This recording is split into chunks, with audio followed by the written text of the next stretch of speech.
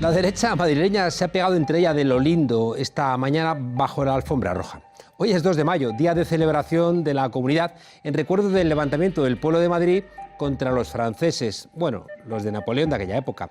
La derecha española siempre ha sido muy poco patriota y celebran con la boca pequeña que el pueblo saliera con el cuchillo entre los dientes a defender al infante. Aquel día recordó a los franceses que el país era de ellos y a los Borbones que la monarquía era española. Esto es, que era nacional y no una propiedad de los Borbones que podían administrarla al margen del resto de instituciones políticas. Vamos, la primera vez que se le dijo a los Borbones que no podían hacer lo que les diera la gana. Las cosas buenas en política, en España, siempre vienen de un levantamiento popular.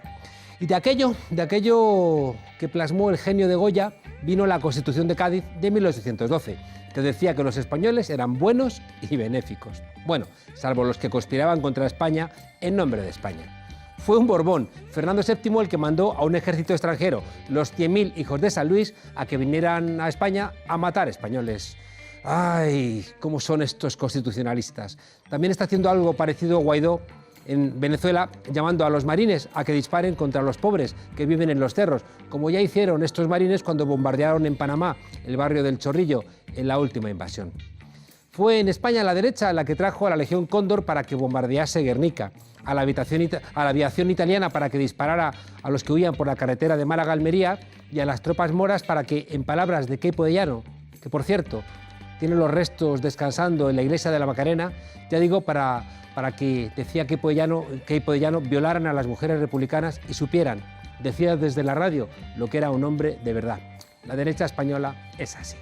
Esa derecha está ahora peleada porque la derecha, cuando pierde el poder, se enzarza, como se enzarzan las empresas cuando bajan las ventas o los latifundistas cuando discuten entre ellos por tierras o por agua.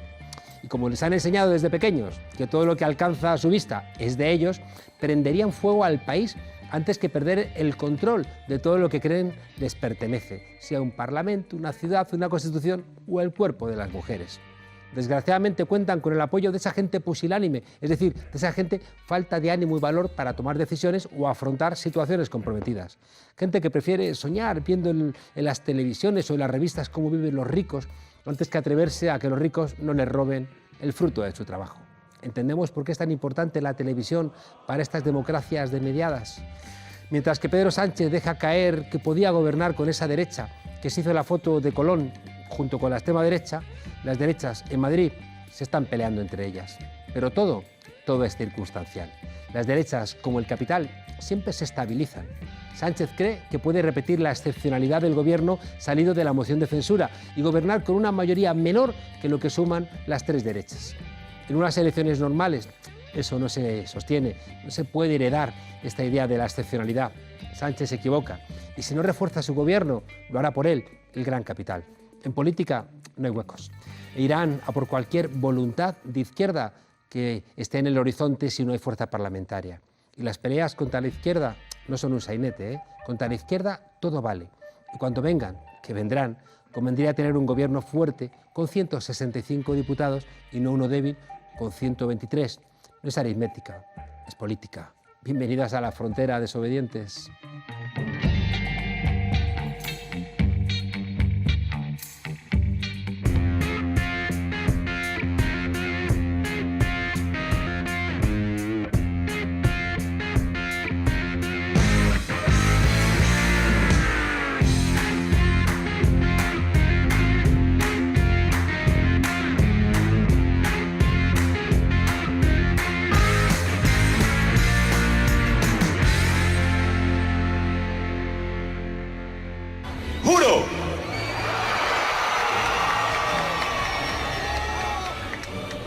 Asumir formalmente las competencias del Ejecutivo Nacional como el presidente encargado de Venezuela. Desde aquel 23 de enero farsa, cuando se proclamó en una plaza presidente interino de Venezuela, o dicho de otra manera, cuando se proclamó delegado comercial de Estados Unidos para la cuenca del Orinoco, la vida de Juan Guaidó se ha convertido en una serie de esperpénticas desdichas.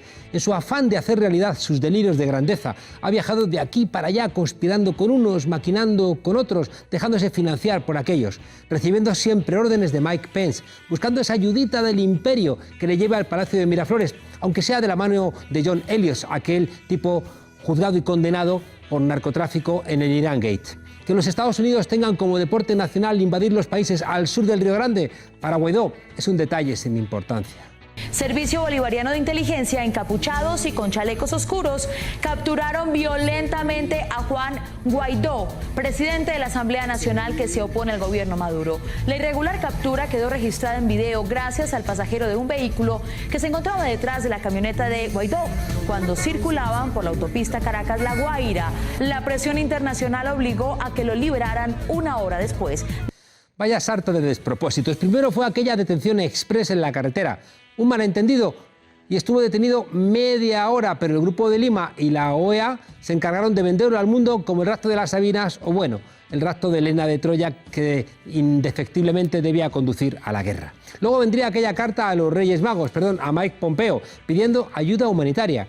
Claro, y algún que otro marine que de humanitarios tienen lo que un servidor de cura. Aquella supuesta ayuda les sirvió para montar el numerito una vez más, esta vez en la frontera con Colombia, quemando sus propios camiones en manos de mercenarios que contratan para montar un jaleo. De aquella algarabía apenas queda Miguel Bosé quedando en ridículo por bocazas y faltón, y un pueblo que fue a escuchar el concierto gratuito y muy poquitos en la parte donde había que pagar, porque esto de la solidaridad entre los ricos, pequeñita, pequeñita. Debe ser lo mismo para su pueblo y no lo es. Maduro, lárgate ya. Maduro, vete ya. Lo más lejos que pueda, porque Venezuela no es tuya. Y resulta que como vio que aquello no le sirvió de nada, cambió de estrategia escuchando a las luminarias de sus asesores. Y entonces ofreció una amnistía a las legítimas autoridades de Venezuela. ¡Magnánimo! Los pájaros disparando a las escopetas. Vamos, como si Puigdemont en España ofreciera una amnistía a Pedro Sánchez o al rey de España. Lo de Guaidó estos meses ha sido de traca. Ha escrito al Papa solicitando, claro, ayuda divina. Y al mismo tiempo ha reclamado al Banco de Inglaterra que asfixie económicamente a Venezuela. A Dios rogando y con el mazo dando. Por un lado, solicitando ayuda humanitaria y por detrás intentando colapsar la economía de su país y matando de hambre y de enfermedades a su propio pueblo. A ver si resulta, Guaidó, que tu patria son los Estados Unidos y tu bandera es el dólar, como le ocurre siempre a la derecha latinoamericana. Claro, como lo suyo es el show business, se embarcó también en una gira internacional en plan estrella del rock. Y en esa gira pues, se reunió con estadistas de la talla de Macri, el que ha endeudado a su país con el Fondo Monetario Internacional, a Bolsonaro, que ha disparado contra el Estado de Derecho encarcelando a Lula, o a Lenín Moreno, el traidor de la Revolución Ciudadana. Por cierto, algo no encaja en esta historia de buenos y malos. ¿Desde cuándo una cruel dictadura permite salir y entrar del país a un personaje que se subleva contra ella? Es que nos imaginamos lo que sucedería en una democracia, no sé, como la española, si Puigdemont regresara a Barcelona. Y no quiero ni pensar si regresara alguien que se ha levantado contra su país, contra su gobierno y ha mandado al ejército a intervenir, no sé, si regresara a Arabia Saudí. Bueno, pues cuando pensábamos que era imposible superar tanta ignominia, pues Juan Guaidó se ha superado a sí mismo volviendo a la carga. Mejor dicho, le han hecho volver a la carga desde Washington, que es donde le dan las órdenes. Y poniéndose el disfraz de Bolívar, que le viene infinitamente grande, ha llamado al pueblo venezolano a morir por él. Él, por lo general, cuando hay problemas, se marcha corriendo, ellos y sus familias. Pero resulta que ahora, tanto él como su amigo terrorista y corrupto Leopoldo López embarcan otra vez al pueblo. ¿Para qué? Para que otra vez ocurra lo que en otros momentos, que se llenen las calles de muertos. Menudo par de gemelos demócratas.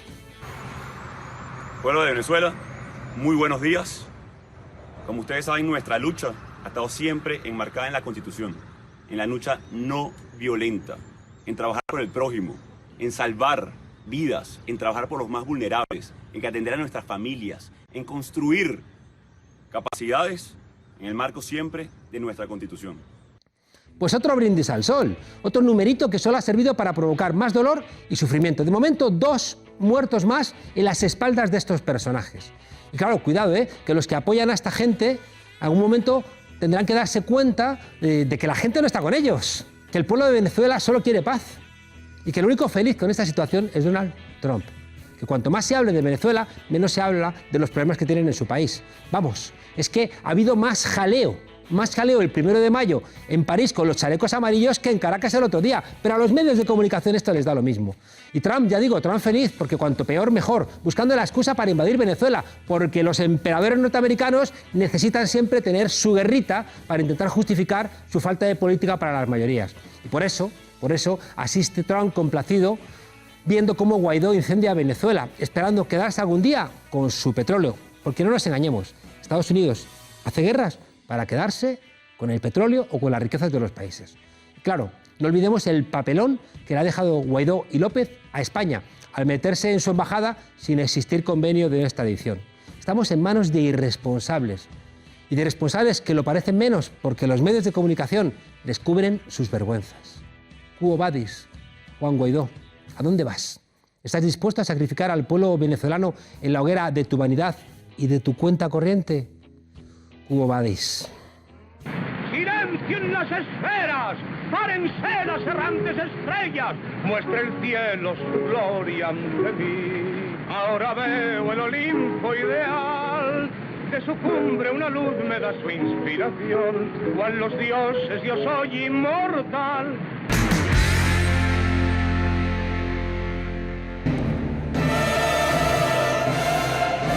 El régimen iraquí tiene armas de destrucción masiva. ¿Eso usted está seguro? Puede estar usted seguro, y pueden estar seguros todas las personas que nos ven, que les estoy diciendo la verdad. El mundo pensaba que en Irak había armas de destrucción masiva y no había armas de destrucción masiva.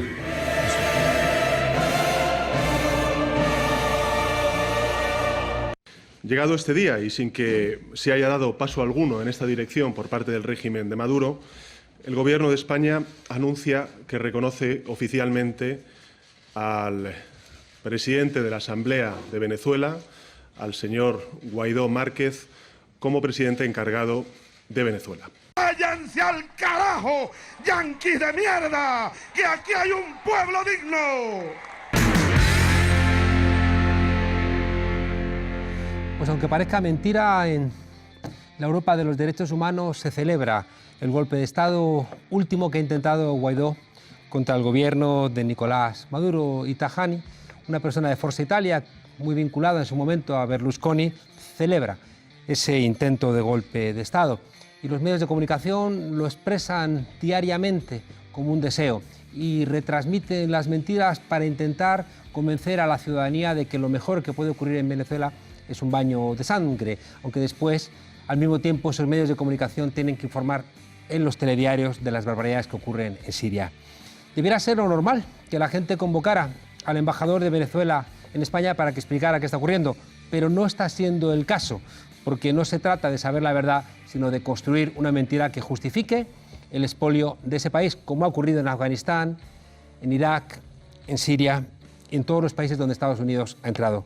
Embajador Marisea, buenas noches y gracias por venir aquí a la frontera. Muy buenas noches, Juan Carlos. Ya no sé cuántas veces ha dicho Guaidó que esta vez era la definitiva y cada vez invariablemente los medios de comunicación le dan cobertura sin miedo a hacer el ridículo. Sí, cada convocatoria se convierte en un supuesto ultimátum. Ya van cerca de 6, desde el 23 de enero a esta parte, el 3 de febrero, el 23 de febrero, ahora el 30 de abril, dijo que comenzaba el 1 de mayo, el 30 de abril, y comenzó a convocar a toda la familia de la Fuerza Armada Nacional, hombres y mujeres, y a todos los pobladores a que fueran allí porque tenían bajo control una base militar. Alberto Federico Rabel, que ha venido conspirando desde el año 2000 y que dirigió Globovisión en Venezuela, es el director comunicacional del autoproclamado Guaidó. Envió un tuit en la madrugada que decía: Guaidó y Leopoldo López controlan la base militar de La Carlota. Y Guaidó repetía: desde aquí, de La Carlota, convocamos, porque ya comenzó el fin del usurpador Maduro, exponiendo a riesgos calculados a la población, a conciencia. Hay demasiadas evidencias gráficas de que allí estaba, por supuesto, Guaidó y Leopoldo López, con algunos efectivos de la Guardia Nacional Bolivariana, que no estaban jugando a indios y vaqueros, que no tenían pistolitas instaladas, eran armas de alto calibre, ¿no? Y estaban en algunos casos disparando, porque hay 8 efectivos militares heridos, 2 están de suma gravedad, y convocando a la violencia en todos lados, bueno, con el objetivo de generar violencia y generar muertos. El mismo guión desde el año 2002, ¿no? Para justificar una intervención. Incluso, Juan Carlos, este es un oficial joven que denuncia a las 10 de la mañana que fue llevado bajo engaño, él y muchos compañeros. Vamos a escuchar las imágenes, que las tenemos recogidas. ¿Qué pasó? Bueno, el día de ayer, aproximadamente a las 6 de la tarde, nos mandaron a buscar nuestros uniformes patriotas para recibir unas condecoraciones y una noticia que nos cambiaría la vida. Eso fue la información que nos dieron. Eso sería para la tarde-noche. Nos dijeron que de golpe 5 o 6 estuviéramos todo eso preparado. No se dio esa hora. A las 3 de la mañana nos mandaron a buscar fusil al helicoide, a retirar fusil, y nos dijeron que íbamos a tomar el penal de Tocorón, porque habían ingresado 1000 fusiles y que iban a sacar a los presos para que salieran en contra del pueblo. Esa reunión que iba a ser con los comandos del SEBIN, el FAE y nosotros, iba a ser aquí en Altamira.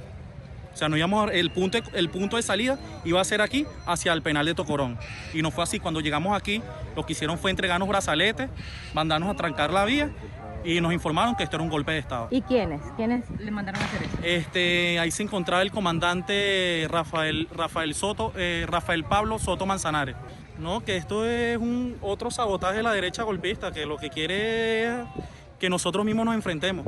Más nada. ¿Piensas que es una operación de bandera falsa para poder enfrentarse militares con militares uniformados? Así mismo, eso es lo que están buscando, enfrentar militares con militares, pero ya le demostramos de nuevo que no van a poder. No estaban en La Carlota, nunca ocuparon la base militar, estaban en las cercanías de la base militar. En la carretera, ¿no? Esa es la autopista Francisco Fajardo, un distribuidor, una especie de gran rotonda, que es el distribuidor Altamira. Imagínate tú lo que pasaría, creo que tú hacías alguna referencia, si alguien junto a la base de Rota hace algo como esto, ¿no? ¿Qué le pasaría, no? Pero bueno, el régimen asesino del presidente Maduro lo trata con manos de seda, ¿no? Y trata de disuadir, ordena que no haya ataque contra los pocos efectivos militares que estaban allí, que luego de que se percatan de la verdad se retiran en su mayoría, el 80%, y los dejan solos. No, la convocatoria del pueblo, de la familia de las Fuerzas Armadas no tiene ningún efecto. Es un intento más desesperado, ¿no?, por provocar un estallido social, un alzamiento militar que no llega, porque hay demasiada conciencia de pueblo, ¿no? Aquí se silencia esto, por ejemplo, ¿no? Eso estamos diciendo en todos los lados, que no ha salido ninguna información de la cantidad de gente que estaba apoyando el mismo 30 de abril. Al gobierno. Pero lo hacen el 30 de abril, víspera del 1 de mayo. ¿Qué sabían? Que el 1 de mayo, a diferencia de lo que ocurre en muchos países, los trabajadores marchan contra el gobierno o presionando al gobierno. Claro. En Argentina hay un paro general, ¿no? En Brasil, no te digo, por la libertad de Lula y por todo lo que está pasando, ¿no? En Francia, los chalecos amarillos. Pero en Venezuela los trabajadores marchan con el presidente Maduro y colman las calles de Venezuela. Esto pasó el 1 de mayo, un día después de este llamado a una insurrección contra el presidente Maduro, ¿no? Invitamos desde aquí, humildemente, a Antena 3, a Telecinco, al Grupo Prisa, a que den información real de lo que pasa en ese país, sobre todo para evitar, ¿no?, que estén ustedes constantemente alimentando mentiras para justificar el baño de sangre que, si triunfara la voluntad de Estados Unidos, tendría lugar en ese país. Ahí está un tuit de Marco Rubio, ¿no? Porque los verdaderos voceros de la oposición venezolana son Trump, Mike Pence, Bolton, Marco Rubio, entre otros, Helio políticos Abrams, norteamericanos. ¿no? Él dice aquí, las puertas de la Carlota, de la base militar, se abrieron para que el pueblo vaya a apoyar a su presidente Guaidó. Si el gobierno venezolano fuese de verdad un gobierno represivo, autoritario, ante el asedio de una base militar, dispara, ¿no? Hubiese habido un montón de muertos. Quizás es lo que ellos querían, ¿no? Hemos ido detrás de detonaciones que eran botes de humo. Es una cosa que alguien ha querido presentar. No, se oyen disparos, no eran disparos, eran botes de humo. Es típico, es típico. Yo no puedo evitar recordar el 2002, ¿no? Al autoproclamado Carmonestanga, ¿no? Cuando declaraba al país que, bueno, por fin había un nuevo gobierno porque todo el país repudiaba a Chávez, ¿no? Recordemos que en 48 horas eso se desmontó. En este caso, en muy pocas horas huyeron estos señores, bueno, Leopoldo López a la Embajada de Chile y luego en un extraño movimiento se muda a la residencia del embajador de España. Y evidentemente es un nuevo fracaso de esta convocatoria desesperada a la toma del poder con ayuda internacional para instalar un gobierno de facto. No quieren elecciones libres. Eso hay que dejarlo muy claro, en embajador. absoluto. Está totalmente demostrado. A Guaidó, violando nuestra Constitución, dicen legitimarlo en aplicación del artículo 233, que contempla las ausencias o faltas absolutas del presidente electo. Dice, en caso de que el presidente electo no se pueda juramentar, lo sustituye el presidente de la Asamblea Nacional. La primera contradicción, ¿hay un presidente electo o no?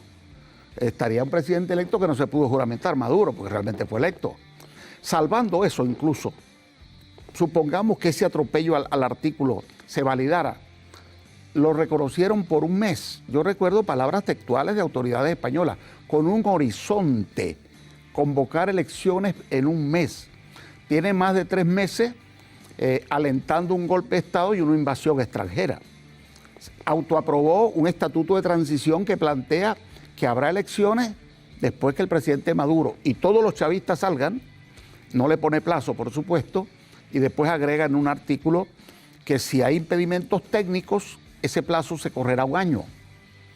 Obviamente se quiere un gobierno de facto a lo Temer para desmontar la Constitución aprobada en referéndum por el pueblo y desmontar todos los programas sociales, reentregar la faja del Orinoco, todas las reservas petrolíferas, las reservas de diamante, coltán, etcétera. Hay, embajador, una explicación de un oficial contando lo que había pasado esta mañana, que no se ha visto en ningún medio de comunicación en España, que al día de hoy están constantemente, ¿no?, siguen alimentando el discurso de que hay, bueno, pues un golpe triunfante en marcha. Vamos a escuchar al oficial.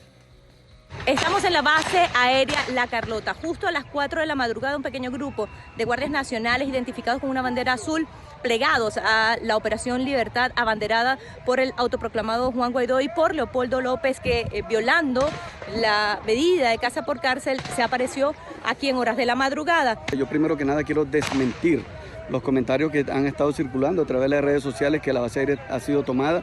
No, la base aérea, aquí estamos todos los oficiales, tropas, personal acá de la base aérea, leales a nuestro comandante Hugo Rafael Chávez Frías, leales a nuestro comandante en jefe Nicolás Maduro Moros. Y también quiero decir que buena parte de ese grupo de efectivos militares, quienes tú mencionaste en estos momentos, se comunicaron desde muy temprano con mi persona y ya se han replegado y están aquí también en la base aérea La Carlota, porque fueron engañados tal cual como ellos bien lo manifestaron, en una situación bastante vergonzosa para quienes perversamente pretendieron dirigir a estos jóvenes oficiales. Embajador, el golpe era una sonada sin ningún tipo de fuerza, sin ningún tipo de apoyo, y sin embargo ha servido, ¿no?, para que otra vez hoy en todos los periódicos del mundo, en todas las televisiones, se está alimentando otra vez. Hay mucha megalomanía, ¿no? Escuché al ministro de Exteriores, porque yo tengo un profundo respeto, de verdad, por el señor Borrell, pero le escuché decir en un telediario que se había creído, y digo, particularmente los Estados Unidos, estaban creyendo que al autoproclamarse Guaidó, Maduro no duraría más de un mes, y ahí está todavía, y que ocurriría un alzamiento militar que no se produce, ¿no? Se difundieron noticias inexactas, falsas. Hubo voceros del gobierno español que decían ayer que Guaidó estaría en el centro de Caracas con parte del ejército, que la Fuerza Armada estaba dividida, ¿no? Bueno, ni siquiera habían tomado la base militar. Hay un efecto para el mundo internacional que les apoya para tratar de provocar la intervención, llamando otra vez, igual que el 23 de enero, me autoproclamo, me reconoce Trump y el Grupo de Lima, y habrá entonces una avalancha de pueblo y de militares. El mismo guión. De nuevo, no convocan a nadie. Están desacreditados porque promueven solo la violencia, la guarimba, que nosotros llamamos allá el terrorismo de calle, ¿no? Desde el 2002 lo han ensayado, lo siguieron ensayando, luego el 2014 con la salida, el 2016-17, y el pueblo lo rechaza. Embajador, tengo la sensación de que cada vez es más complicado para el gobierno de España seguir manteniendo el reconocimiento a una persona que ayer ha llamado a un golpe militar, a una intervención militar, a romper cualquier tipo de regla. Yo lo entiendo, el exministro Margallo ha defendido el golpe, lo ha justificado, pero desde el gobierno del Partido Socialista cada vez me parece más insólito que lo defiendan, aún más como cuando, como usted decía, el ministro Borrell reconoció que habían reconocido a su vez a Guaidó, bueno, por presiones de los Estados Unidos, pero sabiendo que era una insensatez. Fíjate, el ministro Borrell declaró que ratifica que España se opone a una intervención militar, a una solución de sangre, a un golpe militar. La vocera del gabinete realizado por el presidente Sánchez, también a su salida, dijo cosas que por supuesto no comparto, pero ratificó que el gobierno español no apoyaría ningún golpe de Estado. Entonces aquí es necesario una reflexión. Yo, en nombre de mi gobierno, le transmito al gobierno español y a todos los gobiernos de Europa un llamado. Cuando el gobierno mexicano retomó la política exterior independiente que había caracterizado por décadas a México y se desvincula del Grupo de Lima y plantea el mecanismo de Montevideo, México, Uruguay, los países del Caribe, CARICOM, en el marco del llamado del secretario general de la ONU, el señor Guterres, que dice que debe haber diálogo, y del Papa Francisco incluso, era un momento, un punto de inflexión para revisar ese reconocimiento a Guaidó. Luego, lo que acaba de ocurrir ayer, antes de ayer, es un momento para reflexionar. De nuevo, una convocatoria, un alzamiento militar. No es asumido por el pueblo militar de Venezuela, ni por el pueblo civil. No va el pueblo a las calles. Todo lo contrario, el 1 de mayo se volcó el pueblo venezolano a las calles a respaldar al presidente Maduro. Quiero preguntarle rápidamente, que se nos acaba el tiempo, 3 cuestiones. La primera es Leopoldo López en la Embajada de España. Incluso he podido leer que España no había ratificado algún tipo de tratado internacional que no podía justificar que ante la absolutamente razonable reclamación de la justicia venezolana, Leopoldo López, que no solamente ha roto, ¿no?, el arresto domiciliario por cárcel, sino que además ha querido participar otra vez, como en 2002, en un golpe de Estado. ¿Cuál es la situación diplomática ahora mismo al respecto? En primer lugar, es un fugado, ¿no? Es una persona que está cumpliendo una pena por los delitos que cometió en el 2014 y ahora va mucho más allá, la instigación a un golpe y a la rebelión militar, ¿no?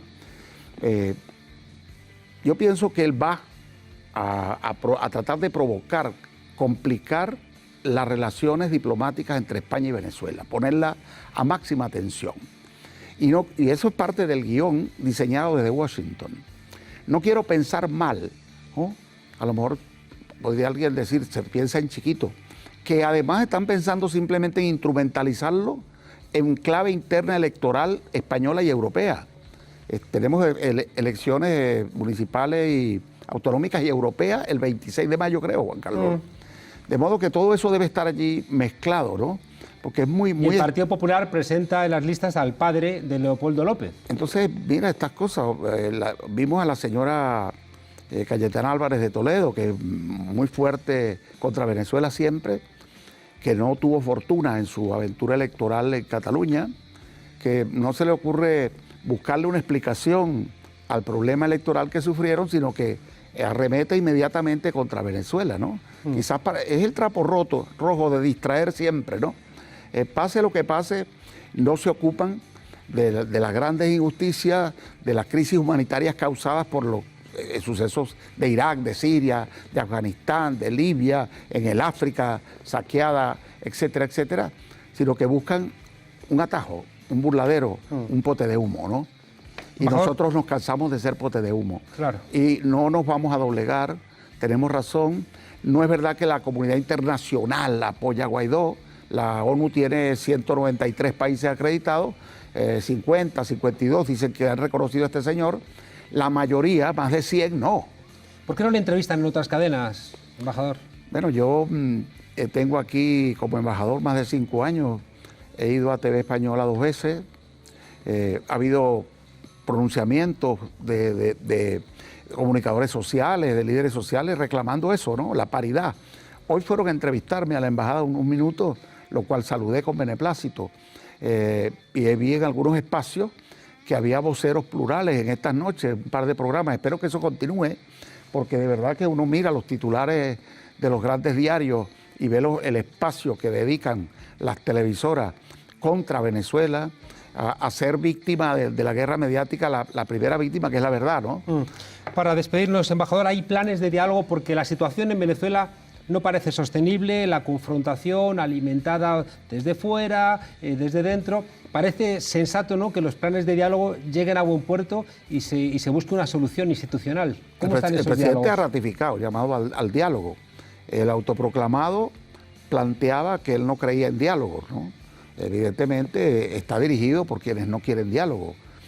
Pero creo que el fracaso que han tenido en este momento está moviendo a discusión a muchos de los factores que les venían apoyando y algunos que se dejaban llevar por la presión norteamericana y del Grupo de Lima, etcétera.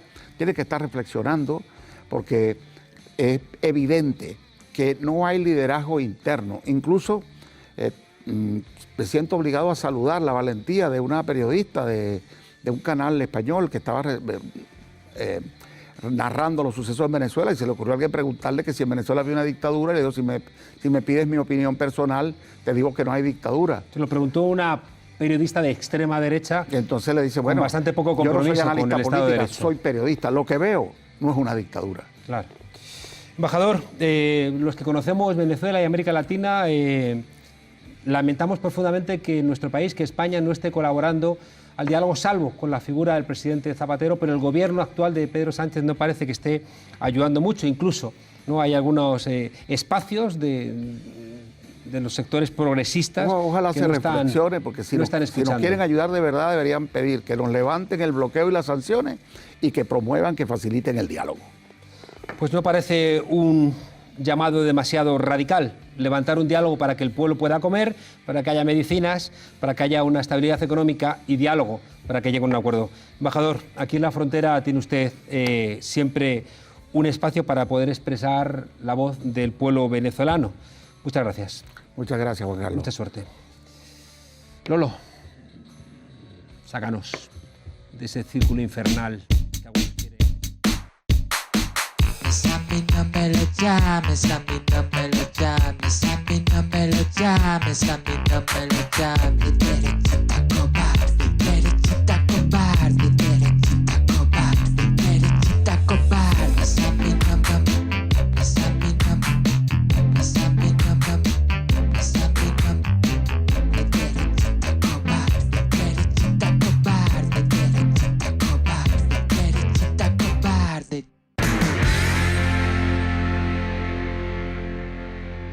Nuestro invitado es catedrático de Ciencia Política de la Universidad Rey Juan Carlos de Madrid, y amigo desde hace mucho tiempo. Ha conocido la práctica política en tiempos convulsos y el vientre de la bestia académica en tiempos de zozobra.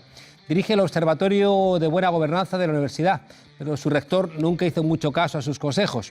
Experto en buenas prácticas de la administración, ha publicado el libro Combatir la corrupción, donde da las claves para luchar contra esta lacra. Explica a sus alumnos que está mal plagiar, intenta que los políticos no hagan trampas, pero no tiene, creo, mucho éxito. Como es buena persona, ha venido a la frontera a hablar contra la corrupción sin metralleta. Manuel Villoria Mendieta, muchas gracias por acompañarnos aquí en La Frontera. Muchísimas gracias por invitarme. Esto, Manuel, cuéntanos una primera pregunta que a mí me parece que es lo primero que hay que aclarar. ¿Qué es la corrupción? Bueno, ese es el gran problema, que medimos corrupción, hablamos de corrupción, pero no sabemos muy bien qué es, ¿no?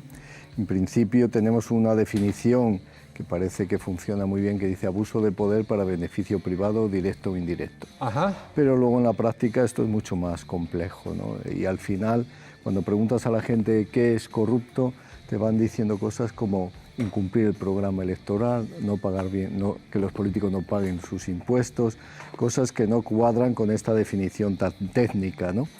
Y bueno, yo al final en el libro lo que vengo a decir que realmente la corrupción es una enfermedad moral de la política, ¿no? Y el problema de fondo, y tú de eso sabes mucho y hemos hablado a veces de esto, es que para entender qué es lo corrupto tendríamos que tener claro qué es lo bueno, ¿no? Y qué es el buen gobierno, qué es lo que nos separa del buen gobierno. Bueno, y eso es un debate muy complejo. Pero fíjate, yo muchas veces tengo la sensación de que el capitalismo es corrupción legalizada, sobre todo si uno piensa el funcionamiento de las grandes empresas en el ámbito internacional, ¿no? Con lo que tú llamas corrupción gris o la blanca, ¿no? En tu libro, ¿no? Ya digo, si uno piensa el funcionamiento actual del sistema capitalista, yo veo constantemente esa corrupción gris y esa corrupción blanca, aparte de la corrupción negra, como tú las defines.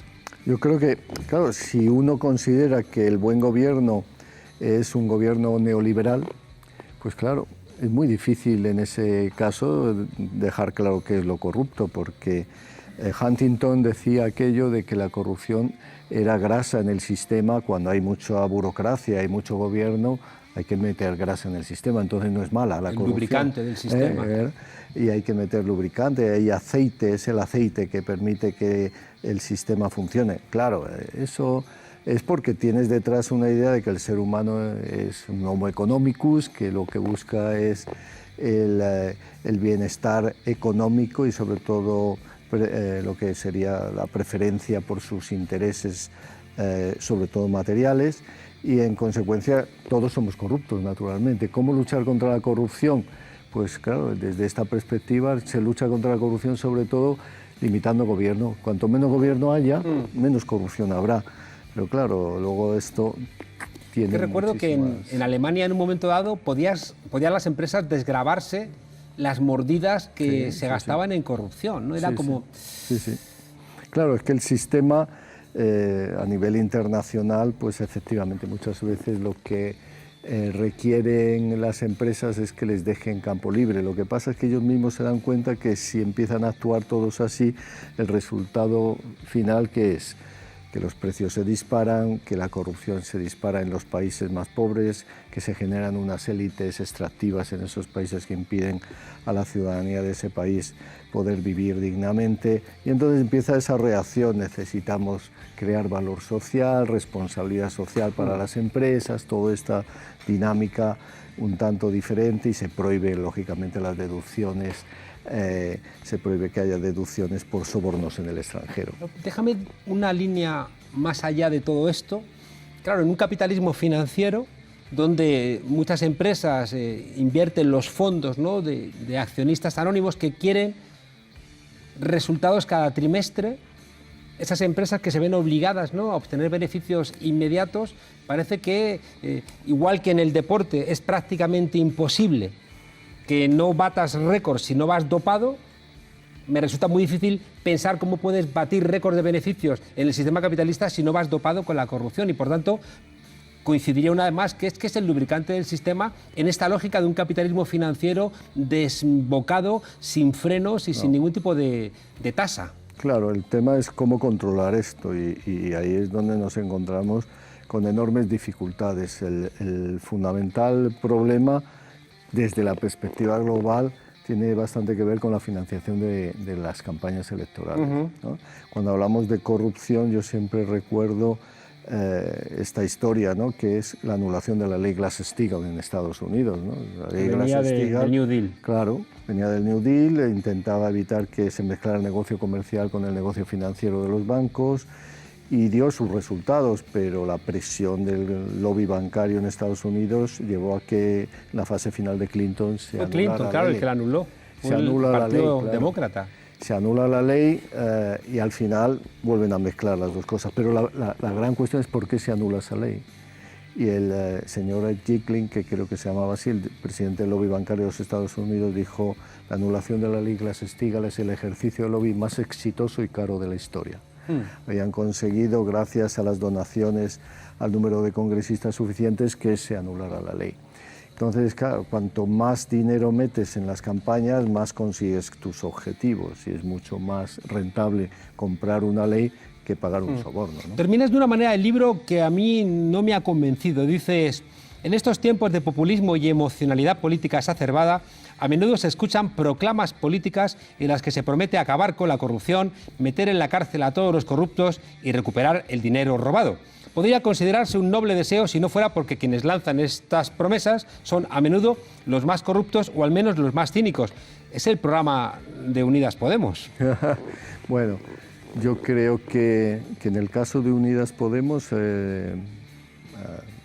que se ha visto es que hay un compromiso firme hasta ahora en la lucha contra la corrupción. Es cierto que los programas electorales últimamente no han sido precisamente muy explícitos en la lucha contra la corrupción. Pero el partido que hace esta proclama, ¿no?, de que devuelvan los bancos el dinero, de perseguir a la corrupción, de que no se presione al sistema judicial, es un partido que no le pide dinero a los bancos para financiarse. Claro, claro. Y eso marca una diferencia que creo que merece la pena ser reseñada. Sí, la verdad es que no iba contra Podemos, sino contra todos aquellos que están utilizando constantemente la corrupción como un elemento de combate formal, pero luego realmente no hay nada detrás, no se aprueban las normas, no se cambia la realidad del sistema, ¿no? ¿Es España un país más corrupto que los países de nuestro entorno? Bueno, España es un país más corrupto, desde luego, que las democracias del norte de Europa, eso está clarísimo, ¿no? Y está en el marco de la Unión Europea, ahora mismo estamos, creo que en el puesto 19-20, ¿no? Y en consecuencia, pues hemos ido perdiendo puntos enormemente. En el puesto 19-20, un país que acaba de la Unión Europea, ¿eh? Sí, pero en la Unión Europea, un país que acaba de protagonizar una policía política que después de los GAL yo creo que es el caso de corrupción política más grande que ha habido en España, es decir, el Partido Popular pagando con dinero de todos a unos comisarios para inventarse pruebas falsas contra adversarios políticos. Hay 240 casos de corrupción ahora mismo implicado el Partido Popular, juzgándose en este momento. Está el caso de los ERE. Uno tiene la sensación de que España es un país más corrupto que los países de nuestro entorno, incluso países a los que miramos con desprecio como Portugal porque son pequeñitos. Tengo la sensación de que nos llevan años luz en la lucha contra la corrupción. Sí, no, por eso te digo, es que, claro, tenemos 19 mejor que nosotros y tenemos unos pocos peor. Hungría ha perdido mucho, pero Portugal está bastante mejor que España y esos son datos que están ahí. Y ha mejorado en los últimos años y han hecho cosas realmente útiles en la lucha contra la corrupción, pero en España es verdad que durante todo el mandato del Partido Popular se ha hecho muy poco y lo que se ha hecho luego no se ha implementado. Se han creado leyes, pero luego no se han implementado. Déjame preguntarte, tú eres uno de los principales expertos en España sobre corrupción y tienes un compromiso personal al respecto. Perteneces a la Universidad Rey Juan Carlos, que ha sido el epicentro de la corrupción universitaria, no solamente por los másters, por este instituto público, por Casado, que obtiene un máster que le lleva a que juzguen a sus compañeras, pero que el Tribunal Supremo a él lo absuelve, el caso de Cristina Cifuentes y el propio caso que te quería preguntar de un rector que se demuestra que ha plagiado y la universidad es incapaz de lograr que dimita. Bueno, la Universidad Rey Juan Carlos, si tú la conoces bien, surge ya con un sesgo marcadamente derechista, eso es verdad, pero bueno, ese no es un problema, es decir, que podría ser considerado que intentaban equilibrar en un marco en el que las universidades, sobre todo la Carlos III, había sido influida por el Partido Socialista, pero el problema es qué tipo de prácticas introducen y qué tipo de gente traen a la universidad y cómo se controla esa universidad por un grupo que realmente tiene muy poca ética, desarrolla unas actividades corruptas con impunidad y claro, todo eso al final... ¿Y el final, claustro universitario no ha podido frenar? Pues el eso. claustro universitario ha mirado para otro lado, porque tú sabes que el claustro universitario lo que se preocupa de publicar en JCRs y cosas de estas, y no realmente en preocuparse porque la ética funcione en tu universidad y estamos preocupándonos de temas menores que si tenemos que justificar el metro que hemos usado o el viaje a Alicante con 4 documentos, pero luego, sin embargo, tenemos el caso este de los italianos que reciben un título de derecho para que puedan inmediatamente colegiarse en España y que eso les sirve en Italia. Y no sé. No pasa nada. Nos tenemos que ir. Déjame preguntarte, que nos cuentes en un medio minuto. Yo recuerdo cuando era pequeño en España te paraba la Guardia Civil, tú le dabas un dinero y te quitaban la multa, o recuerdo que venían los inspectores a la tienda de mi padre, decían, aquí falta un precio, aquí esto está descolocado, y cogían una botella de coñac y no voy a pasar nada, y se llevaban la botella de coñac. Esas cosas ya no pasan, ¿no? Pero pasan otras cosas. ¿Tú eres optimista respecto de la corrupción? Bueno, optimista quiero decir respecto de su solución. Yo creo que la solución final nunca existirá, pero podemos rebajarla si utilizamos los mecanismos institucionales adecuados. Pero hay 3 grandes vías para luchar contra la corrupción. Una es obviamente el cambio moral, del desarrollo cívico, tener gente preocupada por el bien común, todos los ciudadanos. Eso requiere una gran inversión en educación cívica. Segundo, luchar contra la desigualdad y la pobreza, porque la desigualdad es una de las grandes causas de la corrupción, ¿no? Genera desconfianza, dificulta la acción colectiva, hace creer a la gente que el sistema está podrido y que no merece la pena luchar por él. Y luego están las reformas institucionales, que es en las que yo me he centrado. Desde luego, la protección a los denunciantes, crear más agencias anticorrupción, etcétera, etcétera, etcétera. Manuel Villoria, combatir la corrupción, algo que en España hace mucha falta. Muchas gracias, Manuel, y espero que algún día no muy lejano hablemos de estos temas como cosas de un pasado que ya hemos superado. Muchas gracias por acompañarnos aquí en La Frontera. Muchas gracias a ti. Y a vosotros, desobedientes, qué semanita intensa, con 1 de mayo de por medio y 2 de mayo aquí en la Comunidad de Madrid. Pero qué semanita postelectoral. Espero que la semana que viene sea más tranquila, sobre todo porque Sánchez haya recapacitado y se dé cuenta de que para gobernar con estabilidad y con progreso tiene que gobernar con la segunda fuerza política de la izquierda de este país. Hasta la semana que viene, desobedientes.